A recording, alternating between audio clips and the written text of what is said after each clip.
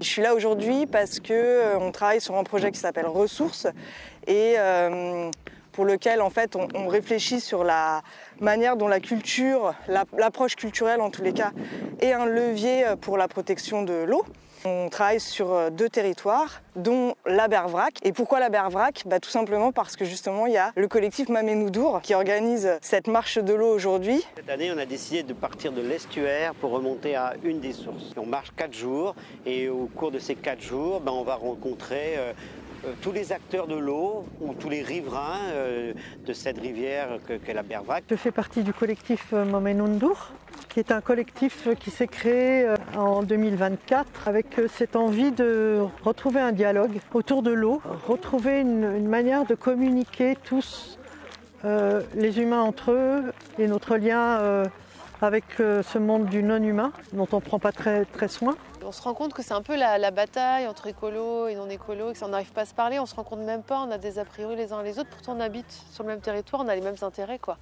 On a les mêmes besoins, on a les mêmes envies, prendre soin de notre environnement, de nos enfants, de nos familles, de notre territoire. Tous les membres du projet Ressources aussi qui vont venir tout au long des 4 jours de la marche. Donc là aujourd'hui par exemple il y a Soisic, Dorne de la PPCB. La commission locale de l'eau, c'est de travailler sur un bassin versant, donc de travailler sur un périmètre qui a des frontières naturelles et de réunir un certain nombre d'acteurs avec des intérêts très différents pour discuter des enjeux d'une rivière, avec des échanges qui sont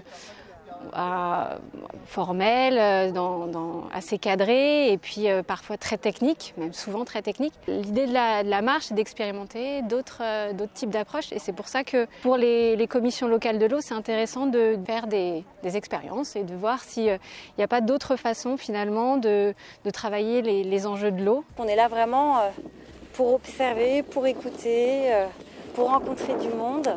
On suit à la fois cette marche et cette dynamique et en même temps on fait aussi un travail d'enquête. J'ai remarqué que depuis quelques années il y a beaucoup de collectifs et d'artistes qui choisissent le mode de l'expérience et de la marche et du parcours. Je m'intéresse à ce que ça veut dire et comment est-ce qu'on peut penser ça, pourquoi ce choix et qu'est-ce que ça apporte dans le domaine esthétique et qu'est-ce que ça veut dire d'un point de vue politique aussi. Et du coup, je suis dans le projet Ressources pour pouvoir poursuivre ces réflexions-là et notamment en suivant Maménoudour. Cette marche-là, c'est aussi important pour les autres expériences qui auront lieu ailleurs et les autres dynamiques qui émergent en Bretagne. Notamment, je pense à l'autre territoire qui est concerné par le projet Ressources, qui est celle du Scorff.